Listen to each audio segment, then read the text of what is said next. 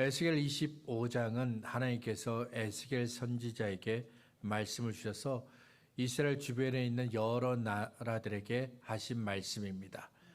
우리가 읽은 1절부터 7절은 그 중에 암몬이라는 나라에게 주신 하나님의 말씀입니다.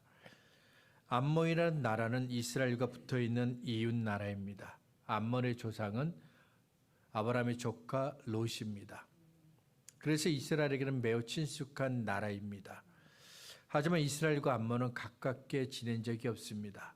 사사시대를 보면 암몬은 늘 이스라엘을 핍박했고 압제했고 괴롭혔습니다. 다윗이 왕이 되었을 때는 잠시 이스라엘의 다스림을 받긴 했지만 다윗이 죽은 이후 다시 암몬은 이스라엘과 적대적인 관계가 됩니다. 암몬은 이스라엘이 바벨론에 의해 멸망당했을 때 손뼉치며 좋아했습니다. 바벨론이 예루살렘에 있는 성전을 완전히 파괴했을 때 와 좋다며 아하 좋다며 기뻐하고 좋아했습니다. 우리 속담에 사촌이 땅을 사면 배가 아프다는 말이 있습니다. 다른 사람이 잘 되면 시기하고 질투하고 기뻐하지 않는 아주 못된 심보를 뜻합니다. 다른 사람에게 좋은 일이 생겼습니다. 그러면 그와 함께 기뻐하고 즐거워하면 안 되나요? 다른 사람에게 슬픈 일이 생겼습니다. 그러면 그와 함께 그의 슬픔을 나누고 위로하고 함께 있으면 안 되나요? 그런데 이상하게도 사람은 다른 사람에게 좋은 일이 생기면 시기하고 질투하고 싫어합니다. 반대로 안 좋은 일이 생기면 좋아합니다. 사람은 다른 사람의 불행을 보고 좋아하고 기뻐하는 존재입니다. 아니라고 말하고 싶은데 사실입니다. 다른 사람이 불행한 일을 당하면 오히려 기뻐하고 즐거워합니다. 왜냐하면 우리 모두 나밖에 모르는 죄인들이기 때문입니다. 우리 모두 나를 지독하게 사랑하는 죄인들이기 때문입니다. 암몬도 자기밖에 모르는 죄인이었습니다. 자기만 지독하게 사랑하는 죄인들이었습니다. 그래서 이스라엘이 당하는 고통을 보고 손뼉을 치며 좋아하고 기뻐했습니다. 암몬은 이스라엘의 고통을 보며 좋아했지만 그들이 몰랐던 것들이 있었습니다. 암몬은 이스라엘이 하나님의 백성이라는 사실을 몰랐습니다. 암몬은 이스라엘이 멸망을 당하고 낮아진 이유가 하나님의 심판 때문이라는 사실을 몰랐습니다. 암몬은 하나님은 죄를 용납하지 않으시고 죄는 반드시 심판을 받는다는 사실을 몰랐습니다.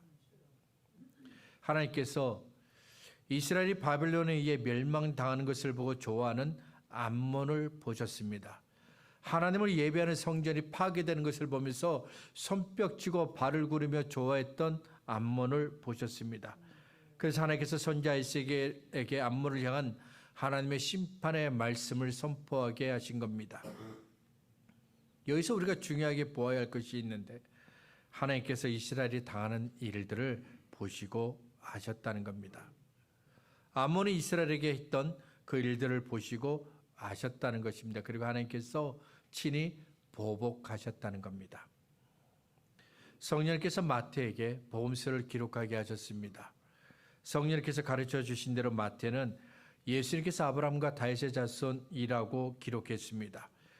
성령으로 잉태되어 동정녀 마리아의 몸에서 태어나셨다고 기록했고 예수님이 하신 일들을 기록했습니다. 예수께서 고난받으신 것과 십자가에서 죽으신 것과 죽은 자 가운데 다시 살아나신 것을 기록했습니다. 그리고 복음서를 마무리하면서 마태복음 28장 18절부터 20절에 이렇게 적었습니다. 예수께서 나와 말씀하여 이르시되 하늘과 땅의 모든 권세를 내게 주셨으니 그러므로 너희는 가서 모든 민족을 제자로 삼아 아버지와 아들과 성령의 이름으로 세례를 베풀고 내가 너희에게 분부한 모든 것을 가르쳐 지키게 하라. 볼지어다 내가 세상 끝날까지 너희와 항상 함께 있으리라 하시니라. 하늘과 땅의 모든 권세가 예수님께 있습니다.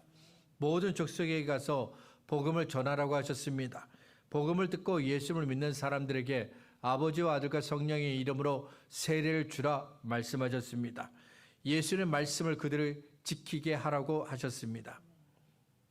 예수님은 제자들에게 모든 사람들에게 복음을 전하라고 하셨는데 사도행전 1장 8절에도 같은 말씀이 나옵니다.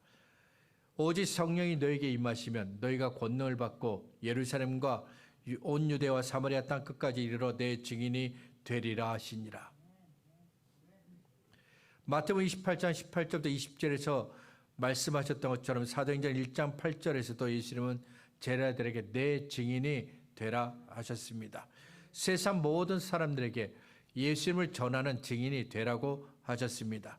유대인에게 복음을 전해야 합니다. 이방인에게 복음을 전해야 합니다. 세상에 있는 모든 사람들에게 복음을 전해야 합니다. 왜냐하면 예수님께서 세상에 있는 모든 사람들을 다스리시기 때문입니다. 예수님께서 다스리시는 모든 나라, 모든 사람들에게 죄로부터의 구원을 전해야 되고 그들 모든 사람들이 구원을 받아야 하기 때문에 예수님은 그들 모두에게 복음을 전하라고 하신 것입니다. 예수님의 말씀은 우리에게 생각의 전환을 요구합니다. 사람들은 신들마다 다스리는 영역이 있다고 믿습니다. 어떤 신은 이 지역을 다스리고 다른 신은 또 다른 지역을 다스린다고 생각합니다. 이런 생각이 교회 안에도 들어왔습니다. 그래서 어떤 사람들은 세상을 바라볼 때 예수님의 영역이 있고 다른 신들의 영역이 있다, 세상의 영역이 있다고 생각합니다. 그래서 교회에서는 예수님이 주인이 되지만 교회 밖에서는 예수님이 주인이 될 수 없다고 생각합니다. 다양한 신들이 자기의 영역을 다스리고 있기 때문입니다. 만약 우리가 이런 생각을 갖고 있다면 우리의 생각을 바꿔야 합니다. 역대상 29장 11절에서 다윗은 하나님을 온 세상의 하나님이라고 말했습니다. 여호와여 위대하심과 권능과 영광과 승리와 위엄이 다 주께 속하였사오니 천지에 있는 것이 다 주의 것이로소이다. 여호와여 주권도 주께 속하였사오니 주는 높으사 만물의 머리이심이니이다. 다윗이 뭐라고 이야기합니까? 세상에 있는 모든 것들이 다 하나님의 것이라고 했어요. 그의 말대로 세상에 있는 모든 것들이 다 하나님의 것입니다. 창세기 1장은 하나님께서 세상을 창조하셨다고 말씀하십니다. 그리고 하나님은 창조하신 그 세상 가운데 계셨고 그 창조하신 세상을 다스리고 계십니다. 그때부터 하나님은 그 어떤 신에게도 그 하나님의 자리를 내어주신 적이 없습니다. 사람들이 각자 여러 신들을 만들어서 그 자리를 빼앗으려고 했지만 하나님은 단 한 번도 하나님의 자리를 빼앗긴 적도 없고 내어주신 적도 없습니다. 하나님의 자리를 빼앗으려고 했지만 실패했습니다. 그러자 사람들은 하나님께서 세상을 창조하신 것과 하나님이 창조하신 세상 가운데 계신 것과 하나님이 창조하신 세상을 다스리고 있다는 사실을 부인하고 거절했습니다. 그래도 하나님께서 세상을 창조하셨고 세상 가운데 계시고 세상을 다스리고 계신다는 사실은 변하지 않습니다. 사람들이 하나님을 외면하고 거절해도 하나님은 언제나 세상을 다스리십니다.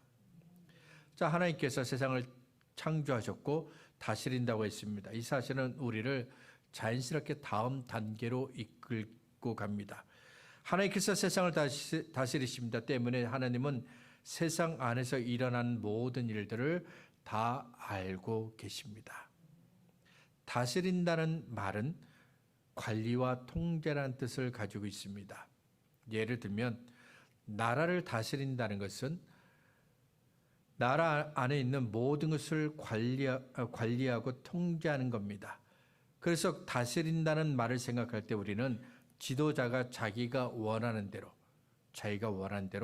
나라 안에 있는 모든 사람들과 모든 것들을 관리하고 통제한다는 것을 먼저 떠올립니다. 하나님도 하나님께서 다스리는 나라 사람들을 관리하고 통제하십니다.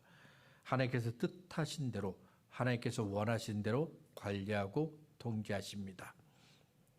하나님께서 다스리는 것을 보면 세상의 지도자들이 하는 것과 비슷합니다. 하지만 결정적으로 다른 한 가지가 있습니다. 하나님은 하나님께서 다스리는 나라, 하나님이 다스리는 그 사람들에 관한 모든 것을 다 알고 계신다는 겁니다. 하나님께서 만드신 세상 속에서 일어나는 일입니다. 하나님께서 다스리는 그 세상 속에서 일어나고 있는 일입니다. 어떤 것도 하나님의 눈에서 벗어날 수 없습니다. 어떤 소리도 하나님의 귀에서 벗어날 수 없습니다.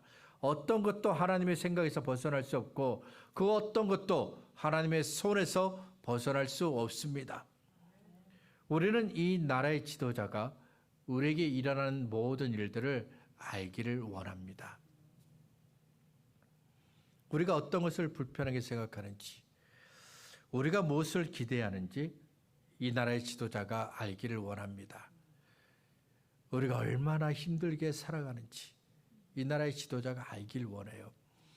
그렇지만 이런 기대는 언제나 이루어지지 않습니다. 하지만 하나님은 하나님이 창조하시고 다스리는 세상 안에 있는 모든 일들을 다 알고 계십니다. 하나님은 예수를 믿어 구원받은 저와 여러분에 관한 모든 것들을 다 알고 계십니다. 어떤 사람들이 하나님은 우리의 사정을 모른다고 불평했습니다. 그러자 하나님께서 이사야 선지자를 통해 너의 생각이 잘못되었다 말씀하셨습니다. 이사야 40장 27절부터 31절입니다. 야곱아 어찌하여 네가 말하며 이스라엘아 네가 이르기를 내 길은 여호와께 숨겨졌으며 내 송사는 내 하나님에게서 벗어난다 하느냐. 너는 알지 못하였느냐? 듣지 못하였느냐? 영원하신 하나님 여호와 땅끝까지 창조하신 이는 피곤하지 않으시며 곤비하지 않으시며 명철이 한이 없으시며 피곤한 자에게는 능력을 주시며 무능한 자에게는 힘을 더하시나니 소년이라도 피곤하며 곤비하며 장정이라도 넘어지며 쓰러지되 오직 여호와를 앙망하는 자는 새 힘을 얻으리니 독수리가 날개치며 올라감 같을 것이요 다른 박질라 해도 곤비하지 아니하겠고 걸어가도 피곤하지 아니하리로다. 성경을 보면 하나님은 하늘보다 더 높은 곳에 계십니다. 그리고 사람은 땅에 있습니다. 하나님은 저 높은 하늘에 계시고 우리는 땅에 있다. 이것을 좀 더 생각해 볼 필요가 있습니다. 먼저 우리가 알 것은 사람은 다른 사람에 대해서 잘 모른다는 겁니다. 그리고 다른 사람에게 관심이 없다는 겁니다. 하나님이 싫어하시는 것 가운데 교만이 있습니다. 교만은 스스로 높은 자리에 앉는 것이죠. 실력도 없어요. 그 자리에 앉을 만한 실력도 없지만 다른 사람들보다 높은 자리에 앉습니다. 그 마음이 교만하기 때문입니다. 어떤 사람이 교만한 마음으로 높은 자리에 앉았습니다. 그러면 사람들은 그가 높은 자리에 앉은 만큼 사람들을 잘 돌보면 좋겠다 기대합니다. 사람들의 말을 잘 들어주고 사람들을 잘 도와줬으면 좋겠다 기대합니다. 그런데 어떤가요? 사람들을 잘 돌보나요? 사람들의 말을 잘 기울이고 있나요? 사람들을 잘 도와주고 있나요?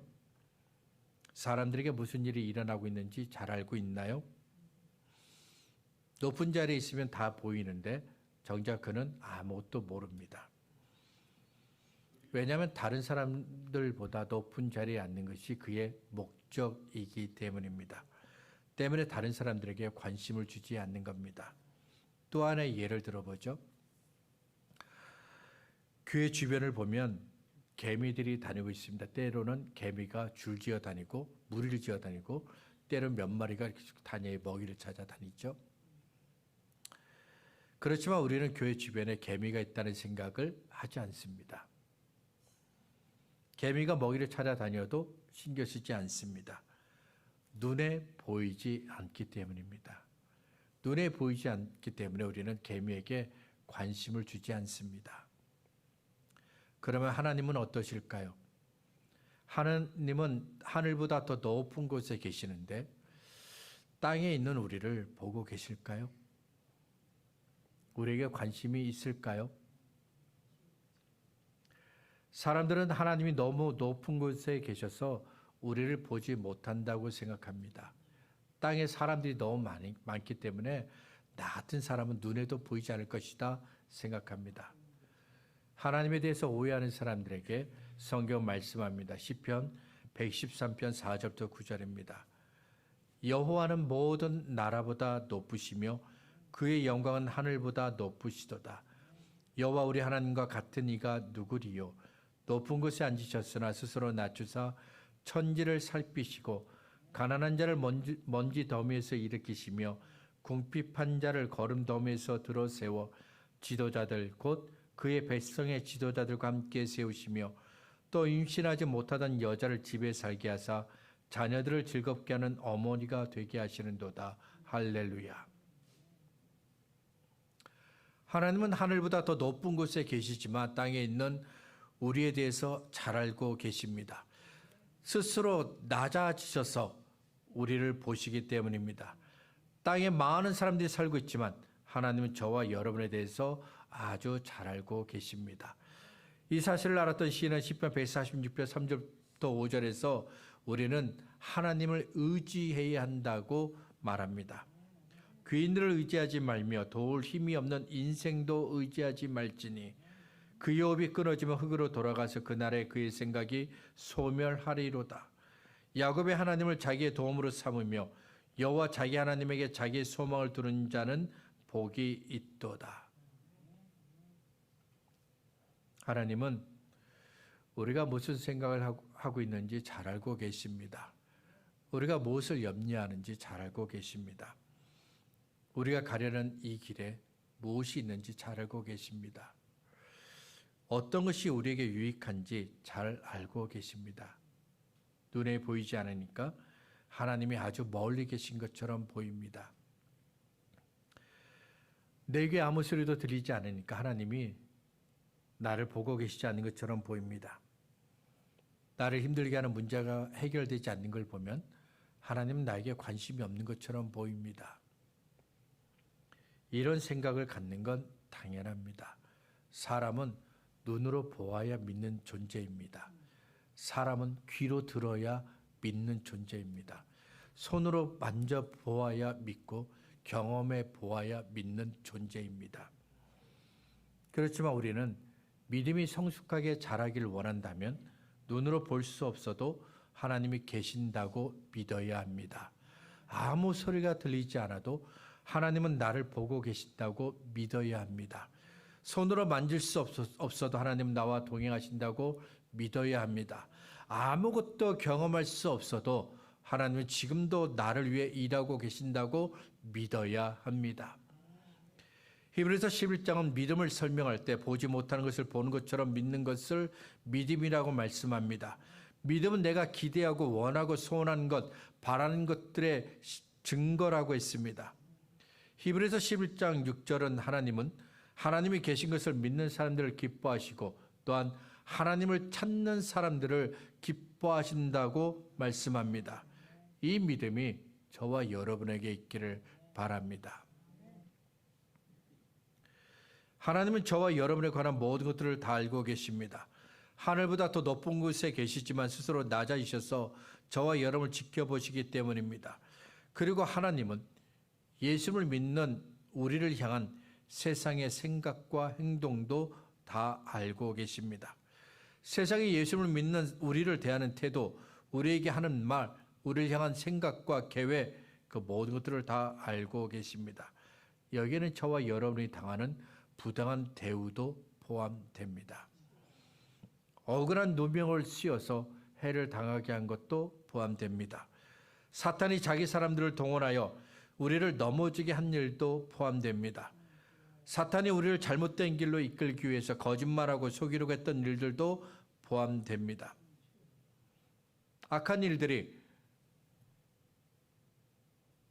악한 자들이 우리를 넘어뜨리려고 합니다. 우리에게 거짓말하고 속여서 하나님을 떠나게 하려고 합니다. 헛소문을 퍼뜨려서 우리를 두렵게 하고 벌벌 떨게 합니다. 이럴 때 두려워하지 마시기 바랍니다. 하나님께서 암몬이 이스라엘에게 했던 일들을 다 하셨던 것처럼 하나님은 우리가 당하는 모든 일들을 다 알고 계십니다.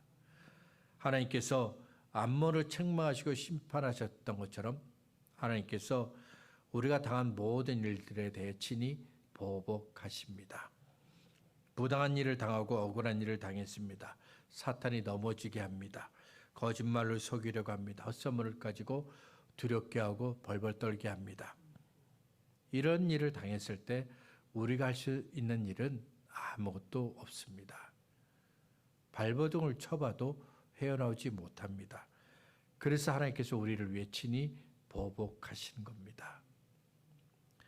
하나님은 암몬이 이스라엘에게 한 일들을 알고 계셨습니다. 그래서 힘이 없는 이스라엘을 대신하여 암몬을 책망하시고 심판하셨습니다. 이 말씀은 우리에게 매우 힘이 되는 말씀입니다. 반드시 기억하고 있어야 할 말씀입니다. 하지만 우리는 자주 이 말씀을 잊어버립니다. 우리는 부당한 일을 당하면 화를 냅니다. 왜 나를 이렇게 대우하냐며 분노합니다. 우리는 우리가 당한 그 슬픔에 공감하지 못하는 사람들을 바라보면서 화를 냅니다. 이해하지 않고 배려하지 않고 공감하지 못하는 사람들 향해 분노합니다. 이렇게 우리 안에 미움, 분노, 질투 이런 감정이 있습니다. 그러면 우리는 반드시 기억해야 할 것들을 잊어버리게 됩니다. 마음 한쪽에 사랑과 감사가 있습니다. 또 다른 쪽에 미움과 분노와 질투가 있습니다. 그러면 어떻게 될까요? 시간이 지날수록 미움과 분노와 질투가 마음을 차지하게 됩니다. 사랑과 감사가 반항하며 어떻게 하든지 마음을 지키려고 하지만 이내 미움과 분노와 질투가 다 쫓아냅니다.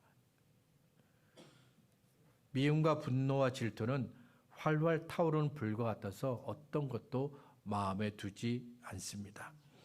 때문에 우리 안에 미움, 분노, 질투 이런 감정이 있으면 반드시 기억해야 할 것들을 잊어버리는데 여기에는 하나님도 포함됩니다. 하나님까지도 잊어버리게 됩니다. 부당한 일을 당하셨습니까? 고통스러운 일을 만나셨습니까? 문제를 만나셨습니까? 몸에 병이 들었습니까? 마음에 해결되지 않는 근심이 있습니까? 이런 일을 만났을 때 기억하시길 바랍니다. 하나님은 우리를 보고 계십니다. 하나님은 우리에 관해 잘 알고 계십니다. 하나님은 우리에게 일어난 일들을 알고 계십니다. 그리고 우리를 위해 일하십니다. 우리를 도와주십니다. 말씀을 정리하겠습니다. 하나님은 하늘보다 더 높은 곳에 계십니다. 우리가 볼 수 없는 높은 곳에 계시지만 하나님은 저와 여러분에 대해 아주 잘 알고 계십니다. 저와 여러분의 생각을 알고 계십니다. 저와 여러분이 당하는 그 어려움을 아주 잘 알고 계십니다. 저와 여러분이 얼마나 힘들고 어려운 시간을 보내고 있는지 하나님은 아주 잘 알고 계십니다. 그리고 하나님은 우리를 도와주십니다. 외롭게 있는 우리와 동행하시고 어디로 가야 할지 모르는 우리의 길을 친히 인도하십니다. 우리의 아픈 마음을 위로하시고 우리에게 필요한 것들을 주십니다. 그러면 우리는 무엇을 해야 할까요? 하나님은 우리에 대해서 잘 알고 계시는데 우리는 무엇을 해야 할까요? 하나님은 우리를 도와주시는데 우리는 무엇을 해야 할까요? 하나님이 나에 대해서 잘 알고 있다. 이걸로 아멘, 할렐루야 끝내면 안 됩니다. 하나님은 높은 곳에 계시지만 나의 모든 것들을 다 알고 계시고 나를 도와주십니다. 그러면 내가 해야 할 일이 있다는 것이죠. 우리는 힘들고 어려워도 믿음을 포기하지 말아야 합니다. 마음이 아파도 주저앉지 말아야 합니다. 눈앞에 어둠이 짙게 깔려 있어도 소망을 잃지 말아야 합니다. 불평과 원망이 나오려고 하지만 하나님께서 주신 은혜에 오히려 감사해야 합니다. 우리의 모든 것들을 잘 알고 계시는 하나님을 더 의지하며 살아가는 우리 모두가 되시기를 바랍니다. 주님께서 다시 오실 때까지, 주님께서 다시 오실 때까지 끝까지 이 믿음의 길을 걸어가는 저와 여러분 우리 모두가 되기를 바랍니다.